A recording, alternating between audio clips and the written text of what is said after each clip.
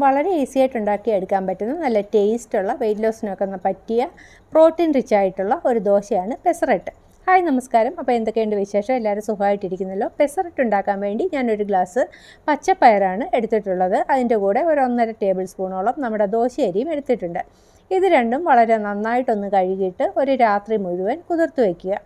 രാവിലെ ആകുമ്പോൾ ഇതൊന്നുകൂടെ ആ വെള്ളമൊക്കെ കളഞ്ഞിട്ട് നല്ല വെള്ളത്തിലിട്ട് ഇതേപോലെ ഒരു കഷ്ണം ഇഞ്ചി, 2-3 പച്ചമുളക് ഇതൊക്കെ ചേർത്തിട്ട് നന്നായിട്ടൊന്ന് അരച്ചെടുക്കണം. ഇഞ്ചി തൊലിയൊക്കെ കളഞ്ഞ് പച്ചമുളകൊക്കെ മുറിച്ചിട്ട് വേണം അരച്ചെടുക്കാൻ.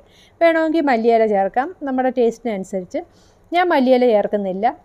അപ്പോൾ ഇതുപോലെ പയറിട്ടിട്ട് കുറച്ച് പാകത്തിന് വെള്ളമൊക്കെ ഒഴിച്ചിട്ട്, ഒരുപാട് വെള്ളം ആകരുത്, ഉപ്പും ചേർത്ത് ഞാൻ ഇതുപോലെ അരച്ചെടുത്തിട്ടുണ്ട്. ഇതാണ് നമ്മുടെ കറക്റ്റായിട്ടുള്ള പരുവം മാവിൻ്റെ. ഇത് കൂടുകയും ചെയ്യരുത്, കുറയുകയും ചെയ്യരുത്. ഇനിയും ദോശക്കല്ല് വെച്ചിട്ട് ചൂടായി കഴിയുമ്പോൾ നെയ്യ് പുരട്ടിയിട്ട് കുറച്ച് ഒരു 1/2 ടീസ്പൂണോളം നെയ്യ് ഒഴിക്കാം. നെയ്യ് ഒഴിച്ചിട്ട് നേർത്ത ദോശയായിട്ട് ചുട്ടെടുക്കണം. വളരെ വേഗത്തിൽ ഈസി ആയിട്ട് ഇളകിപ്പോരും കേട്ടോ. പെസറട്ട് വളരെ നല്ല ടേസ്റ്റാണ്. ഈസി ആയിട്ട് ഉണ്ടാക്കിയെടുക്കുകയും ചെയ്യാം. അടദോശ പോലെ അങ്ങനെ കനത്തിനല്ല ഉണ്ടാക്കിയെടുക്കേണ്ടത്.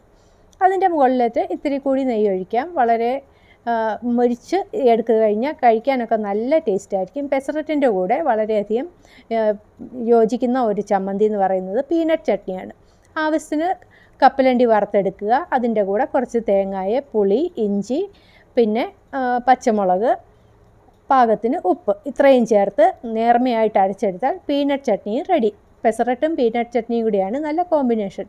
അപ്പോൾ വളരെ ഈസി ആയിട്ട് ഉണ്ടാക്കിയെടുക്കാവുന്ന ഇത് വളരെ ഹെൽത്തിയാണ്. കുട്ടികൾക്കൊക്കെ വളരെ നല്ലതായിരിക്കും. അപ്പോൾ അറിയാൻ വയ്യാത്തവരൊക്കെ ഉണ്ടാക്കി നോക്കുക. Thank you.